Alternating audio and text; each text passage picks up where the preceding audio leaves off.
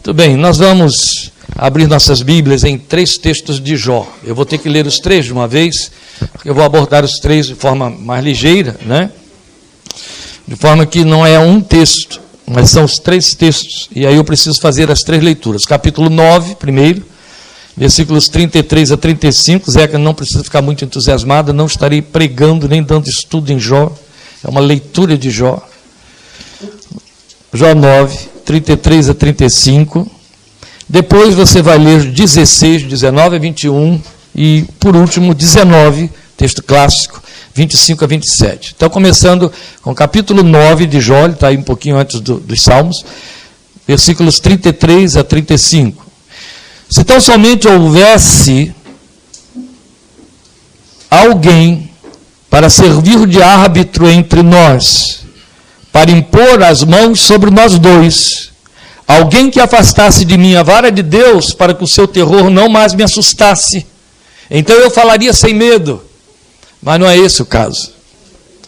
Capítulo 16, agora os versículos 19 a 21. Saibam que agora mesmo a minha testemunha está nos céus, nas alturas está o meu advogado. O meu intercessor é meu amigo, quando diante de Deus correm lágrimas dos meus olhos. Ele defende a causa do homem perante Deus, como quem defende a causa de um amigo. E por último, como eu disse, texto clássico, capítulo 19, versículos 25 a 27. Eu sei que o meu Redentor vive, e que no fim se levantará sobre a terra. E depois que o meu corpo estiver destruído e sem carne, verei a Deus. Eu verei com os meus próprios olhos, eu mesmo, não outro, como anseia no meu peito o coração. Esses 3 textos, eu disse que seria uma leitura do livro de Jó, uma leitura de 3 textos específicos no livro de Jó, que é muita pretensão até parar só sobre um deles, e pretender que esgotar, né?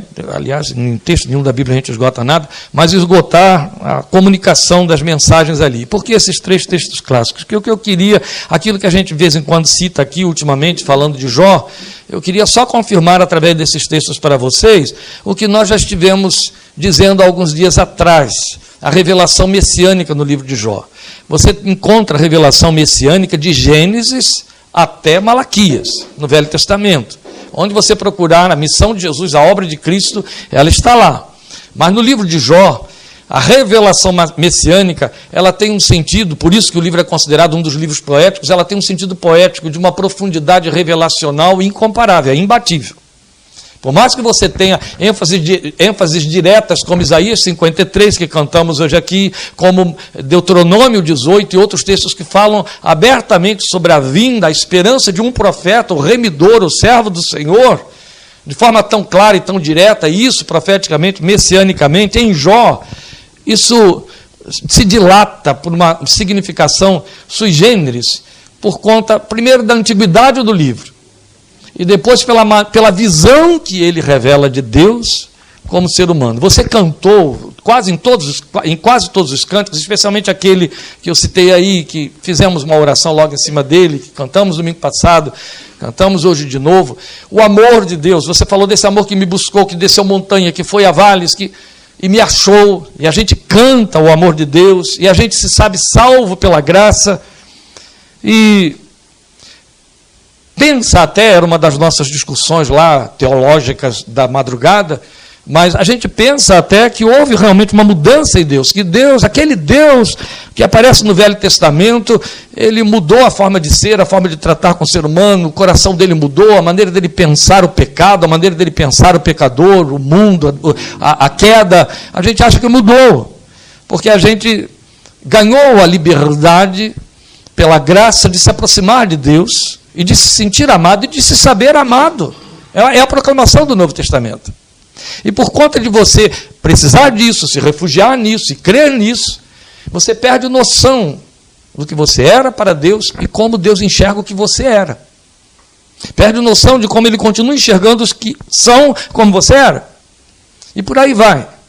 Então a gente perde noção dos direitos de Deus, da santidade e da justiça de Deus sobre o pecado, o mundo decaído, embora nós, seres humanos, independente do fato de sermos crentes, amparados na lei dos homens, amparados numa moral universal, Nós julgamos, nós condenamos, nós reprovamos, nós sentimos aversão quando ouvimos falar de pedofilia, quando ouvimos falar de feminicídio, quando ouvimos falar de injustiças tremendas que tornam, da noite para o dia, uma mulher de dona de casa, dependente, cuidando dos seus filhos, desamparada, sem viuvez, entrega a sua própria sorte, tendo que buscar recursos numa justiça injusta para conseguir sobreviver com os filhos, que foi abandonada ou trocada por uma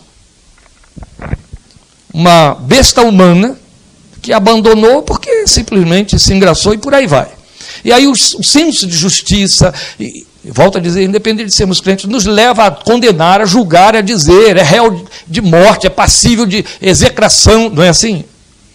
E pensamos, porque criamos o mito Deus do Evangelho, o mito Deus evangélico, né? Não do Evangelho, o mito evangélico de Deus, daquele Deus que tão compassivo, que tão compreensivo, que tão camarada, não vê, nem mesmo vê estas coisas com essa impetuosidade e fúria com que vemos. Por outro lado, uma visão desse Deus que se enfurece contra o pecado, a Bíblia chama de ira, o que Deus sente contra o mundo decaído, faz acentuar muito o amor dele por nós. Então, o que eu quero dizer com tudo isso, antes de considerar essas 3 leituras aí de Jó, é que o que surpreende na leitura do livro de Jó é que ali nós temos um homem que foi absurdamente ferido, maltratado, como que perseguido, e foi acossado por um grupo de conselheiros que eram seus amigos e mais a sua própria mulher, que lhe diziam: essas coisas só estão acontecendo com você porque você pecou. Deus não faz isso com ninguém. Deus só faz essas coisas quando ele acerta a cabeça de alguém contra quem ele está cheio de raiva. Porque pecou, você pecou, Jó, porque você pecou, é que isso está acontecendo. E a gente vê que a grande luta de Jó é ele tentar convencer os seus amigos da convicção que ele tem. Ele quer calá-los, porque incomoda ele que eles estejam denegrindo uma imagem de Deus que ele não negocia, uma visão que ele tem de Deus que ele não negocia. Qual é a visão que Jó tem de Deus? A visão que Jó tem de Deus é: ele é absolutamente justo e me ama intensamente. E eu sei que foi ele que fez isso comigo. Eu só não sei por que ele fez. E porque ele fez, ele usou do direito que ele tem de Deus, porque eu sou quem eu sou. Não porque eu fiz alguma coisa.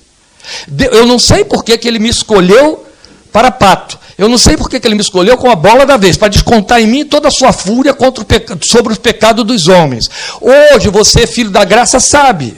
Jó é o antítipo de Cristo, a quem Deus escolheu para lançar sobre ele toda a sua ira e fúria contra o pecado do mundo. Certo? Por isso que Jó não estava entendendo nada. Mas uma coisa Jó sabia: ele está usando do direito que ele tem. O que eu estou sofrendo, embora sem saber porquê, é o direito de Deus de arrebentar com o homem que o traiu, que caiu. E eu estou aqui, eu sou o filho da humanidade. Sou isso. Agora, por que ele acertou a mim, quando tem toda uma humanidade para acertar? Por que ele me pegou como a bola da vez? Isso eu não sei explicar. Mas eu sei de uma coisa: ele me ama. E ele é justo. E porque ele me ama e ele é justo, no meio de toda essa fúria, a única coisa que está me incomodando desesperadamente é o fato de que, onde está essa amizade que ele tem por mim? Eu não posso ficar sem ela. Eu não posso ficar sem ela. Ele pode fazer comigo o que ele quiser. Mas só me diga uma coisa, Deus: você ainda me ama. Você está me arrebentando todo, mas você ainda me ama. Essa revelação é extraordinária. Tenho lido os comentaristas que têm falado sobre Jó, e todos eles quase são unânimes e discordam sobre algumas ideias, algumas colocações, mas quanto à revelação do livro de Jó, todos eles são unânimes em pensar uma coisa: só houve um outro homem que podia, de fato, assumir que era íntegro, reto, temente a Deus, que se desviava do mal e a quem ninguém podia convencer de pecado. E esse outro homem era Jesus. Mas o que é que a Bíblia diz? Na linguagem de Paulo, na linguagem de Isaías, a Deus agradou o erro. É o que está acontecendo com Jó. Deus, isso é terrível, sim. Aliviei o pessoal de São Paulo, depois é vocês também. Ninguém se assuste. Pode ler o livro de Jó para conhecer Deus e amar Deus. Você nunca vai ser tratado como Jó foi. Você não é íntegro, reto, temente a Deus e desviando-se do mal. Então, fique tranquilo. Deus nunca vai te tomar como a bola da vez. A Deus agradou moê-lo. De um lado você tem, Satanás está ali no meio, né, botando isso tudo à prova, mas de um lado você tem um servo de Deus que diz assim: eu confio absolutamente no amor dele. Eu posso não estar entendendo como ele está tratando comigo, mas eu confio absolutamente no amor dele por mim. Do outro lado você tem o Deus desse servo que está dizendo: eu confio absolutamente no adorador que eu tenho ali dentro dele. Eu posso arrebentar com ele todo, que ele vai continuar me adorando. Satanás, ele não vai ser igual a você. Aí você vai ter a repetição disso quando o filho vai para o Getsemane e diz: todas as coisas que são possíveis. Se for possível que o cálice passe de mim sem que eu beba, se for possível que o cálice desta tua ira passe sem que eu sorva, sem que a tua fúria contra o pecado caia toda sobre mim, faça passar. Mas se não for possível que ele passe de mim sem que eu o beba, não seja feita a minha, mas a tua vontade. Hebreus diz, então ele aprendeu a obediência por aquilo que sofreu e ele bebeu o cálice até a última gota, o cálice da ira, e grita de cima da cruz: Deus meu, por que me desamparaste? Jó só revela para nós como seria esta situação com o ser humano pós-Adão, com todos, entende? A única razão porque a humanidade não vivenciou, nem individualmente, nem coletivamente, a tragédia de Jó, é porque não há na humanidade homem íntegro, reto, a ponto de Deus ter dito: a ninguém tem semelhante a ele. Essa é a única razão. Porque também não valeria a pena. Deus não tinha lá adorador, ninguém que o amava, que confiasse nele, nada. É a única razão. Mas em Jó está o protótipo do que Deus faz com o homem nascido de Adão. Como Deus o vê e como Deus o trata. Por outro lado, o amor que Deus revelou por Jó, e que Jó entendeu e vivenciou, e que ficou provado que não estava nos efeitos. Deus, quanto o livro de Jó tem a nos ensinar. Como me entristece e me escandaliza pensar nos crentes que correm para o agasalho da fé evangélica, como os cristãos pretensos que correm para o agasalho das promessas católicas, para se refugiar das coisas ruins da vida, para negociar com Deus. É tão explícito isso em algumas seitas que trocam os favores de Deus por penitências, por ceras, não é verdade? E nós evangélicos fazemos isso também, fazemos marcha para Jesus, novenas, 4, 5, 7, 21 semanas de oração e outras coisas mais. Guardamos o domingo ou o sábado, sei lá, temos que ler a Bíblia tais dias, temos que fazer, ou seja, a gente negocia o tempo todo, tem lá um germenzinho dentro da cabeça dizendo: se você não atender, não cumprir, não negociar, você perde, se refugia isso, se refugia, oferecendo coisas. Então o livro de Jó vai ensinar para nós de uma forma tão linda e tão extraordinária, que o amor de Deus é incondicional. E ele não compra você. É tão perfeito e tão santo, que não precisa de você, nem de suas devolutivas, em hipótese alguma. Só que é uma coisa: confia. Então Jó, no meio daquela aflição toda, ele conclui, e essa conclusão de Jó no seu relacionamento com Deus foi obra do Espírito Santo, é que não há esperança para mim. A ira de Deus está sobre a minha cabeça, e eu confio no amor dele, mas nesse amor tem o outro lado da faca, que é a ira, e ele está me arrebentando todo, e ele não faz o que eu estou pedindo. O que eu estou pedindo? Que ele acabe com isso, que ele me mate. Se ele matar, o sofrimento acaba. Se ele matar, eu paro de ficar nessa dificuldade de ele passa por mim, não o vejo, ele segue adiante de mim, não o percebo. Ai, que saudade do tempo em que a amizade de Deus estava sobre a minha tenda. Isso vai acabar. Esse era o drama de Jó. Onde está a amizade? Onde está a manifestação dessa amizade, desse carinho? Então ele tem que acabar com isso. Aí Jó descobre uma outra coisa: eu não tenho palavras que o convençam. Eu não tenho coisas que possa fazer para que ele faça cessar essa fúria que desencadeou sobre mim. Mas ele poderia arranjar alguém que ficasse entre mim e ele e me servisse de defesa diante dele.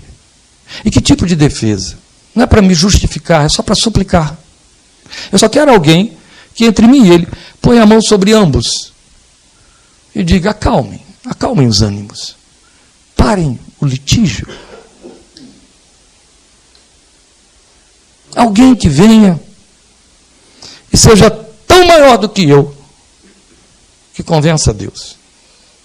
Tão igual a Deus, que convença a Deus. É revelação messiânica. Nós a descobrimos a partir do advento de Jesus. Então, o que sobressai nesses 3 discursos de Jó? A necessidade de ter acesso a Deus. Um acesso que ele entendia que tinha e que achou que perdeu. Então, agora ele está com uma necessidade imensa de ter acesso a Deus. Essa necessidade, ela é universal, o homem nem sabe disso. Ele busca o que ele não sabe. Paulo diz isso em Atos 17. Ele busca em coisas.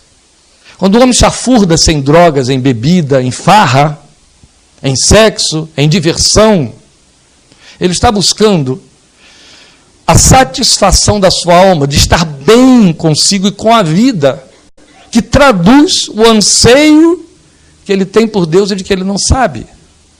A Bíblia diz que Deus botou esse anseio dentro dele.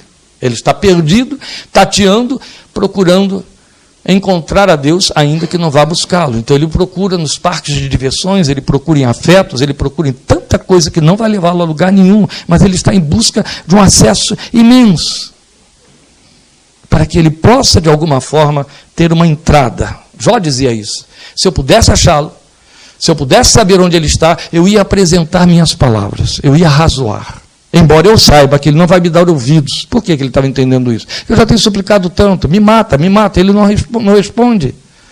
Aí ele entende, mas se houver alguém entre mim e ele, aí ele vai me ouvir. E vai, então, prestar atenção na minha dor. Que a questão de Jó era essa. Eu quero que ele veja o tamanho da dor que eu estou sentindo.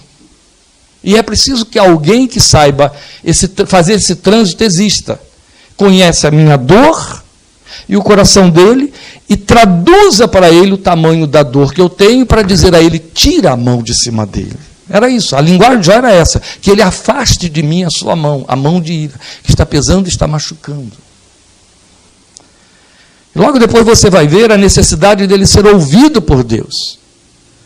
Eu quero chegar lá, eu quero arrazoar com palavras, eu quero que ele me ouça, mas ele não vai me dar ouvidos, então alguém tem que estar lá para fazer isso. Por último, ele vai apresentar, o último texto que temos, a necessidade de ver a Deus. Por quê? Olha que lindo.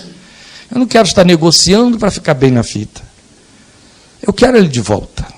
Eu quero ele como eu tinha antes, a amizade dele sobre mim. Eu quero vê-lo.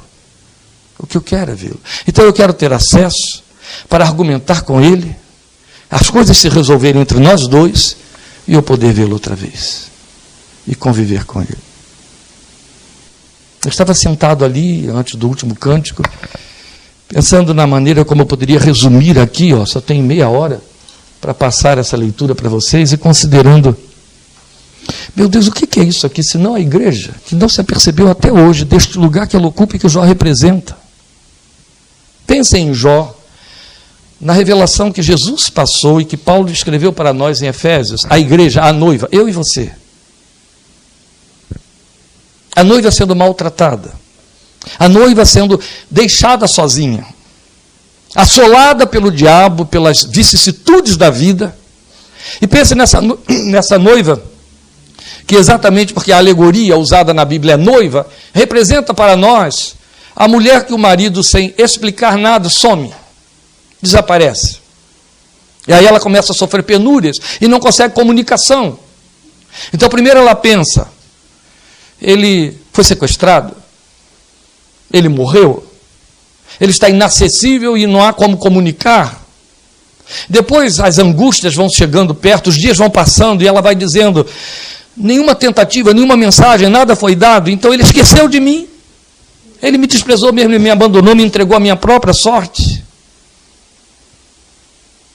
Essa noiva está dizendo: mas ele me amava tanto, Eu sabia que esse amor era tão intenso, eu não estou entendendo o que está se passando, mas eu não posso crer que ele deixou de me amar. Ele continua me amando. Eu quero vê-lo, nem que seja uma última vez, mas eu quero vê-lo de novo. A paixão está aqui dentro. Estou com saudade dele. Jó chega a tal ponto que diz para Deus: Deus, se eu morrer, você vai sentir saudade de mim. Negociando. Uma negociação inteligente, não era troca de favores. Está entendendo? Ele está usando de sedução. Que tipo de sedução? Não estava bajulando. Eu sei que você me ama tanto que eu vou morrer do jeito que a coisa está. Mas se eu morrer, você vai ter saudade de mim. Vai me procurar, não vai me achar mais. Ele diz isso para Deus. Esse negócio está acontecendo comigo, você passa diante de mim e eu não te vejo, segue adiante eu não te percebo, vai acontecer com você também. Você vai me procurar, não vai me achar mais, você vai ter saudade de mim. Não é lindo isso? Por isso que a gente às vezes aqui faz algumas colocações e as pessoas acham que a gente está blefando, blasfemando, abusando, e vocês sabem quanto eu condeno os abusados na fé. Mas aquelas colocações que fizemos aqui semana passada, eu dizer que logo casei, chegava às vezes na minha... Longe de mim querer me comparar a Jó, graças a Deus, não, né? E em cima da sacada lá, eu dizia: Senhor, hoje eu não vou orar, hoje eu não vou ler Bíblia, hoje eu não vou fazer. Eu estava irritado com os crentes. Lembra que eu contei isso aqui?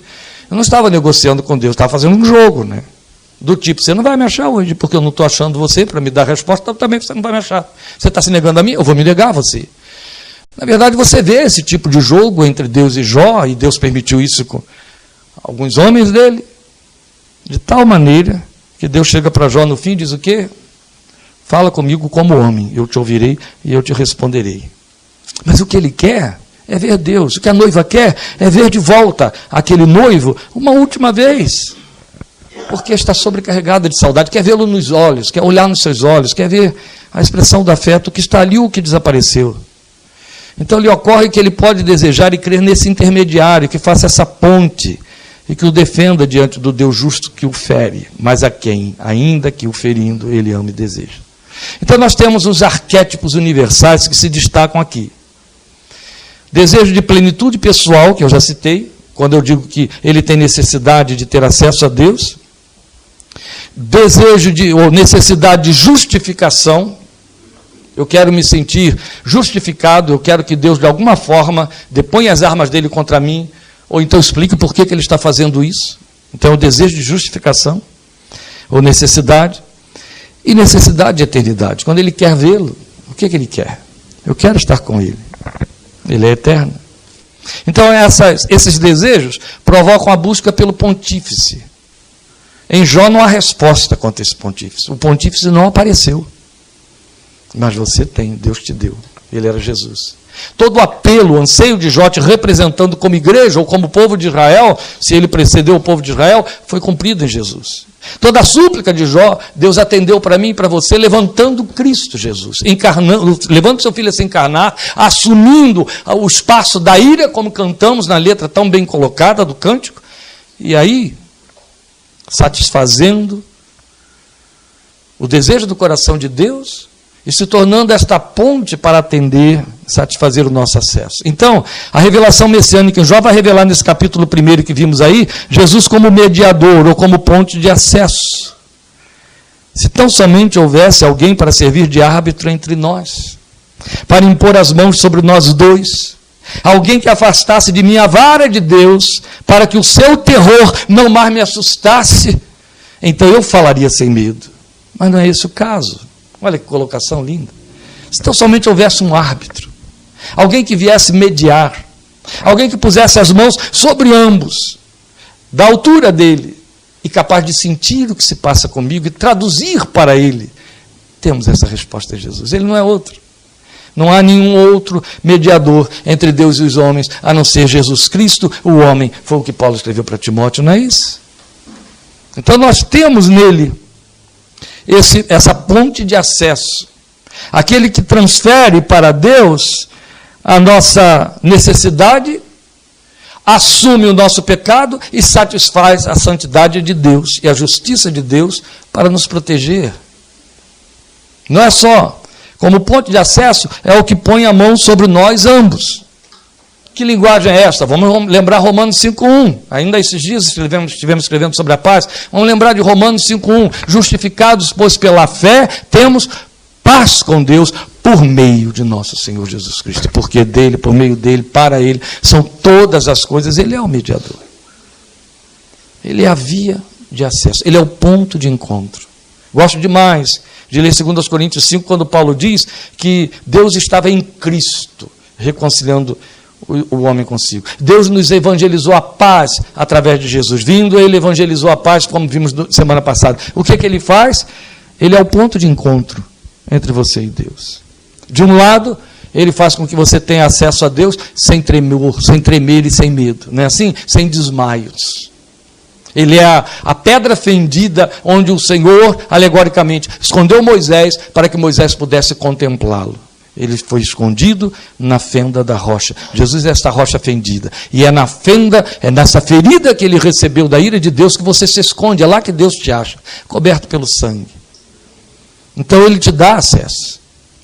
Você chega com ousadia. É a linguagem usada pelo autor de Hebreus. Cheguemos confiadamente, com ousadia. Não é abusados, mas ousados. Que comparando com o povo de Israel, que tremia só de chegar perto do monte, onde achava ou entendia que a presença de Deus estava se manifestando, isso é ousadia. Chegar com liberdade diante de Deus, mas Jesus é essa via de acesso. Ele dá este acesso. Ele dá o acesso de você a Deus e ele traz Deus até você. Deus estava em Cristo. Esta linguagem nos faz pensar, já que Jesus encarnou, Jesus veio, o verbo vir é totalmente alusivo e bem aplicado à missão dele, à sua obra. Deus é em Cristo. Então Deus veio na pessoa do seu Filho e se aproximou de nós. Não é isso? Perto está o Senhor. Então ele fez esse movimento. Jesus é a resposta que faltava a Jó. Por outro lado, lá está Jó, a igreja do passado, a igreja encoberta. O que Paulo disse para nós em Efésios capítulo 3? Esta revelação desta graça estava encoberta nos séculos passados e agora Deus a revelou a nós através de mim. Não foi o que ele disse? Estava encoberto lá. Aqui está Jó, em busca do anseio do intermediário, da ponte de acesso que Deus atendeu. Depois, quando ele diz, saibam que agora mesmo a minha testemunha está nos céus, nas alturas está o meu advogado. Já houve muita discussão da parte dos estudiosos a respeito do significado pretendido por Jó, quando está se defendendo da perseguição dos seus amigos, quando fala de minha testemunha está lá e o meu advogado está nas alturas. Ele está falando de um outro, está falando de um, é claro, com as lentes da graça, as lentes da revelação evangélica, nós dizemos, está sim, está falando a respeito de Jesus. Impossível isso na cabeça de Jó. É impossível na cabeça de um monoteísta, que era o caso dele, pensar que havia um outro lá. Entende? Então que linguagem é esta? Como é que ele pode pretender e dizer que ele tem uma testemunha lá do céu a respeito do seu sofrimento, de seus propósitos, e que essa testemunha é o seu advogado? É alguém que vai advogar a sua causa, é alguém que vai defendê-lo o tempo todo. Ele quer defesa diante de Deus, que os seus amigos lhe estão negando. Aí ele está dizendo, em outras palavras, não é entre vocês que eu tenho a defesa, eu não preciso de vocês aqui como intermediários, vocês não vão servir para isso, vocês estão me acusando o tempo todo. Fiquem sabendo que a minha testemunha está lá no céu. Eu tenho um advogado nas alturas. E aí vai dizer assim, esse advogado é meu intercessor. Ele dá esse título a ele. O meu intercessor é meu amigo. Quando diante de Deus correm lágrimas dos meus olhos, ele defende a causa do homem perante Deus como quem defende a causa de um amigo. É impossível para mim e você, cristãos do Novo Testamento, não ver Jesus aqui. Mas volto a te dizer, era impossível para Jó vê-lo. Entende? Por mais que você pretenda que haja ali espírito de profecia, não há condição de se conceber que Jó está pensando numa segunda pessoa. Embora pareça a nós que ele o tempo todo está falando de uma segunda pessoa. É onde a revelação cresce de uma forma extraordinária. É onde houve os grandes debates da igreja no início da cristandade. Jesus Cristo, Deus, homem e verdadeiro Deus.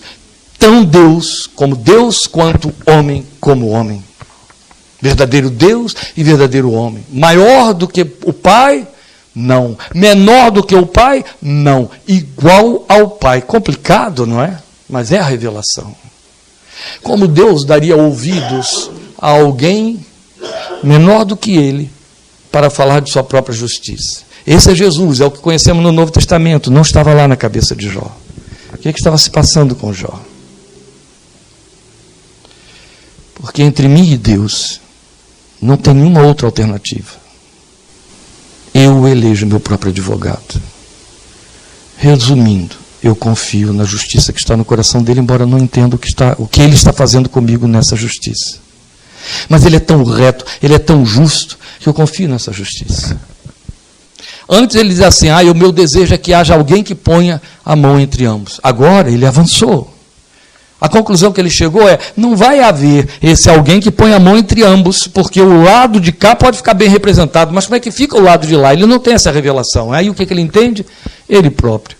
Eu vou invocá-lo, a ele mesmo, como meu advogado. Ele será o meu defensor diante dele. Não é lindo isso? E também, em outras palavras, o que ele está dizendo é, não quero ninguém menor do que ele. Ninguém poderá convencê-lo a não ser ele mesmo, a meu respeito. Não é lindo? Então ele está dizendo o quê? Eu tenho um mediador que é meu intercessor. Quantas vezes, eu já fiz isso, quantas vezes eu já parei diante do texto de Hebreus 7:25 pensando, como que funciona isso? Como que isso efetivamente ocorre nas regiões espirituais? Jesus diante do Pai intercedendo por mim. Entende? E a Bíblia dizendo que isso está acontecendo sempre, intercedendo por você. Deus diante de Deus, orando a Deus a favor do homem. É um mistério, não é? Mas Jó não teve dificuldade de conceber tal coisa. Se Jó pôde, você também pode, porque a revelação diz que Jesus está fazendo exatamente isso. Ele é Deus, diante de Deus, intercedendo pelos homens. Eu gosto até de lembrar isso a vocês, repito sempre, e vou repetir enquanto tiver a oportunidade de citar a palavra, que a carta de Filemão, para mim, só se justifica, a carta a Filemão, como sendo para mostrar a funcionalidade dessa intercessão. Jesus ali, que está representado por Paulo, chegando diante de Filemão, que está figurando Deus para dizer, recebe-o como a mim mesmo. Se te deve alguma coisa, põe na minha conta. Não é lindo? Não é? Porque você deve sempre. E o que é que ele está fazendo? Põe na minha conta. Só que Paulo dizia o quê? Põe na minha conta, eu pagarei. Eu creio que Jesus, então, só troca o tempo verbal. Põe na minha conta, eu já paguei. Não é assim? Está consumado, tetelestai, não é isso? Está consumado, não devo mais nada, ninguém deve mais nada, está consumado. Põe na minha conta, mas você precisa do intercessor. Ele é a ponte. Ele não está fazendo esse trabalho a favor de todos e qualquer um. Não. Ele está intercedendo a favor de Jó. Entende? A favor da igreja. É literal a linguagem de Hebreus 7:25, dizendo exatamente isso. Que Jesus morreu para nos salvar e a partir daí se tornou nosso contínuo ou eterno intercessor. Isso é lindo. Há uma expressão última que Paulo coloca na boca de Jesus como esse intercessor, quando ele, usando um texto de Isaías, diz lá em Coríntios, que ele vai chegar diante do Pai na consumação de todas as coisas e vai dizer, eis aqui a mim e aos filhos que Deus me deu. Não é lindo isso? Aquele cantor, não é o nome daquele rapaz lá, daquele CD que a gente usou até gastar, cantamos no acampamento lá de Campinas, Estênio Máximo, né? Estênio Márcio. Ele reproduziu isso muito bem na letra de um cântico. Quando ele fala de um sonho, ele sonhou que morreu, foi para o céu, não é? E o anjo não deixava ele entrar e apresentou a ele uma lista de faltas. E aí, no meio da lista de faltas, ele diz, mas continue lendo. Tá certo, tudo isso aí existe. O anjo diz, você não pode entrar por causa disso. Vai lendo, mas eu vou entrar. Eu tenho por que entrar. Aí quando chega lá no fim, o que ele vê escrito? Escrito com letras de sangue, tudo já foi pago. É isso de que a Bíblia está falando. Olha como Jó desponta, como a igreja obscurecida nos dias antes da revelação se tornar clara para nós, figurada na pessoa de um homem, para mostrar, Deus continua sendo esse, ele fulmina com a sua ira. E ele fulmina o homem que ama. Mas ele resolveu esse problema da inimizade dele com esse homem. Ele ocupou o lugar do homem. Há uma ilustração para isso aqui, tão bela. Alguém a criou, eu já a conheço, acho que há 48 anos, né? Vou completar daqui a 2 meses de evangelho. Eu acho que ao longo dos 48 anos eu conheço essa ilustração tão linda. A ilustração que mostra a funcionalidade desse trabalho, da obra de Cristo diante de Deus como nosso defensor, nosso advogado, que é a expressão própria de João, para nos defender diante do Pai, nós condenados. Então a ilustração fala de um homem que é levado ao tribunal, está lá diante do juiz, porque foi acusado, ou melhor, foi condenado a ser preso pelo fato de ter contraído uma dívida tremenda e impagável através da sua empresa e, esgotados todos os recursos, agora está lá diante do juiz para ser de fato julgado, e era o sócio dele que tinha aprontado tudo isso, e ele então pagou toda a pena, né? O sócio desapareceu, ele ficou com todas as dívidas, o homem morreu, e agora ele é levado diante do tribunal. E aí, colocadas todas as coisas, da parte da defensoria, da parte da promotoria, ele sai condenado. Agora é a hora de ouvir a sentença. Aí o juiz está lá, na tribuna, está lá com a sua toga, lê toda a sentença e diz para ele: olha, você está condenado. E eu condeno você a deixar hoje aqui um cheque no valor de tantos milhões, ou são tantos anos de cadeia. Estas duas coisas vão ter de acontecer. O Senhor me conhece, meritíssimo. O Senhor sabe que eu não tenho condições de pagar. E exatamente por isso eu estou aqui. Porque eu não tenho condições de pagar. Sim. Mas como juiz, eu tenho que processar a lei e fazê-la cumprir-se. Você está condenado.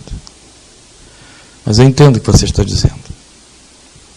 Aí tira a toga, desce da tribuna e diz: mas como seu amigo pessoal, fora daquela tribuna, o amigo que você sempre conhece, eu já assinei um cheque, eu estou pagando no seu lugar. E você está livre. É isso. Deus diante de Deus intercedendo pelo réu condenado. Para quem não há solução. E aí, no lugar de juiz, ele assume o seu lugar de advogado e te defende e diz: eu pagarei, eu paguei por você. E você está livre porque eu te amo, eu sou seu amigo. Não quero saber se você deve, se você não deve, eu só sei que você não pode pagar, então eu pago por você e você sai livre. Essa é a ilustração de Jesus, o intercessor. É disso que Jó está falando. O que eu preciso é que ele saia desse lugar de juiz e se assuma meu advogado, diante dele mesmo. Arrazoe consigo mesmo e mova o seu próprio coração a meu favor. Defenda a minha causa perante Deus. Que o meu Deus defenda a minha causa perante ele. Não é lindo? Deixe de ser réu, deixe de ser juiz e defenda a minha causa. Ele não está seduzindo, ele está suplicando. Ele está entendendo, não tem outra alternativa. Eu preciso que ele deponha as armas contra mim, que ele tem contra mim. E é o que Romanos diz para nós. Deus depôs as armas que ele tinha contra nós. Em último lugar, como eu disse, ele está falando da necessidade de eternidade, de vir a Deus. Ele quer resgate final desta comunhão, desta amizade. Ele quer que esses processos corram de forma que funcionem, que ele tenha uma ponte de acesso através desse mediador e chegue ao mediador, que é o próprio acesso. E como nesse mediador alcance um intercessor que defenda a sua causa e que lhe traga o resgate final. Ele está tão convencido do que está no coração de Deus, que no meio de toda aquela parafernália de loucuras ditas pelos seus amigos, ele levanta esse grito que espanta desde o Velho Testamento, porque nem no Novo você o encontra com tamanha intensidade. Eu sei que o meu Redentor vive. Olha o título que ele dá. O meu remidor está vivo. Aquele que me redime está vivo. Eu sei disso. Eu sei que o meu Redentor vive e que no fim se levantará sobre a terra. E aí o que esse homem está dizendo é: eu estou tão convencido disso, que eu sei que vou morrer, mas isso não muda nada para mim. Porque depois que o meu corpo estiver destruído e sem carne, eu vou vê-lo. Ele é tão vivo, que mesmo depois que eu estiver morto, eu o verei. Ele é tão vivo, que não pode me deixar ficar morto. É onde a gente entende que você tem aqui uma sinapse, uma ligação entre a revelação do Velho e do Novo Testamento para nos falar da esperança da ressurreição de que Jesus falou. Eu o verei com os meus próprios olhos, eu mesmo, não outro. Quer dizer, não é alguém que vai me contar, sou eu. E o meu peito anseia No meu peito o coração anseia por isso, anseia vê-lo, anseia estar na presença dele. Olha que ele não disse, meu coração anseia ficar livre desse abacaxi terrível que eu estou vivendo. Ele está dizendo, eu vou morrer, mas o que eu anseio é vê-lo, mesmo depois de morto. Entende? É quando, de fato, há um crescimento extraordinário da fé e da revelação para mostrar ao coração da igreja que a relação com Deus não é uma relação de troca do tipo, livra-me dos meus abacaxis. E sim, livra-me de perder a consciência do teu amor, do que eu tenho em ti, do que tu és para mim, da segurança que eu tenho na tua fidelidade e no teu coração. É disso que você tem que ter medo, de ter essa perda, a perda dessa sensibilidade, de chegar àquele ponto atônito, de atonicidade em que Jó ficou, onde ele dizia, ele segue diante de mim, eu não vejo, ele passa diante de mim, eu não percebo. Não, livra-me disso, eu preciso manter a consciência de quanto ele me ama, ainda que eu não possa entender isso. Mas eu preciso estar seguro de que, por piores que as coisas fiquem, no fim de tudo, eu o verei, com os meus próprios olhos.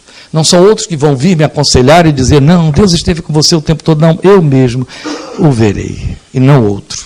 E o meu coração anseia por isso, anseia por estar com ele, por vê-lo, por estar na presença dele. Eu costumo dizer, meus irmãos, que por mais que nós expliquemos psicologicamente os surtos fóbicos, os distratos aí da nossa estrutura psíquica, produzindo fobia, que nos leva a ter medo de doença, medo da infecção, medo da morte. E você tem todo um corpo, a sua estrutura psíquica preparada para a fuga, para procurar escape, viver, tomar remédio, procurar tratamento. E é seu direito e sua necessidade. Ela não pode ser, em hipótese alguma, uma tentativa de substituição da morte. Em hipótese alguma. Porque uma coisa é absolutamente certa, sejamos minimamente inteligentes. Por mais que você se cuide, se trate, eu lhe garanto que você vai morrer.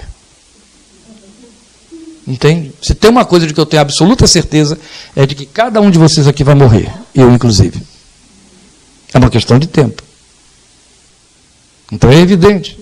Eu quero atrasar isso, né? Olha lá o livrinho azul. Eu quero atrasar. Quanto eu puder atrasar, porque você foi feito para viver e para adorá-lo, não é? E para ser seu adorador enquanto vive. Mas um dia você vai morrer. E como é que temos que encarar esse dia em que vamos morrer? Eu posso antevê-lo. E ao antevê-lo, o que esse dia me diz? Eu o verei. E aí você tem todos os apelos de homens com muito mais luta do que você, que se excederam ao dizer o quê? Eu o contemplarei, eu me satisfarei da sua semelhança. Quando eu acordar, eu o verei. Não é isso que você lê de Davi, dizendo tantas vezes? Eu anseio. Este anseio não pode faltar no coração do crente. O anseio de ver o seu Deus, de estar com Ele. Você foi chamado à existência para isso. E esse anseio precisa estar aí. Se é forte, a luta por não morrer, na mesma intensidade, deve ser o anseio por ver a pessoa de Deus. Impossível não ver a pessoa e obra de Jesus em cada uma destas declarações de Jó. Amém? Em outras oportunidades nós vamos passar sobre outras leituras deste livro também. Bem, vamos ficar de pé, já deu 7 horas, eu prometi que ia encerrar às 7, respeitando os nossos amados que abriram mão do culto na sua igreja em Ribeirão Preto, de estarem lá. O pastor Jadson despediu a sua família para estar conosco, nos honraram muito com isso, né, estando aqui, e estamos profundamente gratos. Para mim é uma alegria toda particular e pessoal, vocês já ouviram N vezes, né, fora os encontros que temos por aí, da afinidade que existe entre mim e ele. Eu conheço desde o tempo que ele era moleque, pastor Jadson, ele tinha 17 anos e meio, foi com que ele entrou no seminário. Eu já era um homem sério, mas ele era um moleque, e a gente desenvolveu ali muita amizade, afinidade que nunca acabou, né? É o meu irmão geograficamente mais distante. Então, temos uma comunhão muito gostosa, e quando houve essa oportunidade nesse feriadão, ele vir e ainda trazer esses moços que a gente aprendeu a conhecer e amar lá em Altinópolis, que vocês poderão também ainda desfrutar mais da companhia deles no acampamento de outubro, que vai ser lá, né, se Deus quiser, depois falaremos. Mas aí nós tivemos a alegria desses dias de tê-los conosco, e estamos profundamente gratos Foi um tempo gostoso desse louvor que pudemos ter juntos, por isso que a gente estendeu mais o tempo para o louvor, para ter o melhor proveito, né, dos cantos que trouxeram, para aliviar aí um pouquinho os saudosos da harpa cristã e outras coisas mais. Mas a verdade é que a alegria dessa comunhão, de estarmos juntos, ela é insuperável. Então nós vamos orar, agradecendo a Deus essa oportunidade de estarmos juntos. Vamos encerrar a nossa reunião, lembrando que domingo teremos o nosso culto ainda. Se eu esquecer alguma coisa durante a semana, a gente passa e-mail, esteja atento só para as leituras. Amém? Pai, despede o teu povo debaixo da tua paz e da tua bênção. Com gratidão em nossos corações, rogamos que a tua misericórdia consuma a tua obra na vida da Cláudia e que nessa oportunidade de sobrevida que o Senhor lhe dá, o Senhor a atraia para conhecer Jesus e se envolver contigo. Nós somos gratos por tua misericórdia e pedimos que a tua bênção guarde teus filhos e os lares que representam no teu amor imenso e para o louvor de tua glória, em nome do Senhor Jesus. Amém. Deus te abençoe, nos veremos domingo.